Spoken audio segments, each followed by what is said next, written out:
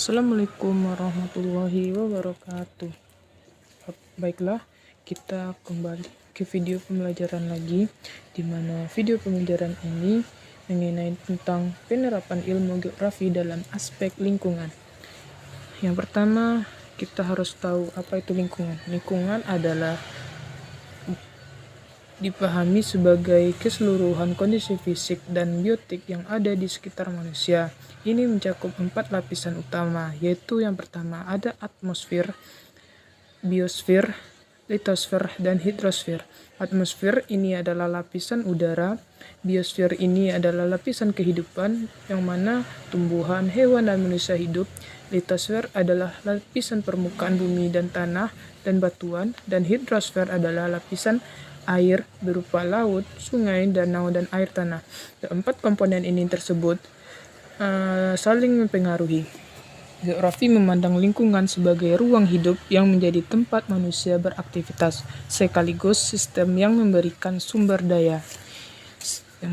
Seterusnya ada sistem lingkungan. Sistem lingkungan merupakan sistem yang kompleks dan dinamis. Artinya setiap komponen berupa tanah, air, udara, dan makhluk hidup berinteraksi dan saling mempengaruhi. Contohnya, deforestasi dapat mengurangi serapan CO2 dan memicu pemanasan global. Yang kedua ada contohnya pencemaran air, dapat merusak ekosistem sungai dan dapat juga mengurangi keanekaragaman hayati. Selanjutnya ada konsep lingkungan berkelanjutan. Keberlanjutan atau sustainability adalah menekankan pemenuhan kebutuhan masa kini tanpa mengorbankan kemampuan generasi mendatang. Konsep ini berhubungan dengan 3 pilar utama, yaitu ekologi berupa kelestarian lingkungan, ekonomi berupa efisiensi dan keberlanjutan ekonomi, sosial yaitu kesejahteraan dan pemerataan. Prinsip-prinsip keberlanjutan: penggunaan sumber daya secara efisien, menghindari eksploitasi berlebihan. Selanjutnya ada perlindungan ekosistem, menjaga keanekaragaman hayati dan fungsi lingkungan. Dan prinsip yang terakhir adalah mitigasi dampak lingkungan, mengendalikan polusi, rehabilitasi lahan, dan manajemen limbah. Penerapan ilmu geografi dalam lingkungan. Yang pertama, dampak kegiatan manusia terhadap lingkungan. Penggunaan lahan contohnya yaitu urbanisasi dapat meningkat. Dampaknya berkurangnya ruang hijau, banjir, dan pulau panas di perkotaan.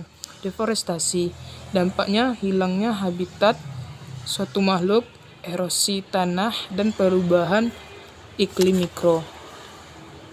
Seterusnya ada polusi atau pencemaran. Polusi udara disebabkan oleh kendaraan, industri, dan lain-lain. Polusi air diakibatkan oleh limbah pabrik dan limbah domestik dan pertanian. Polusi tanah diakibatkan oleh pupuk pestisida dan limbah lainnya.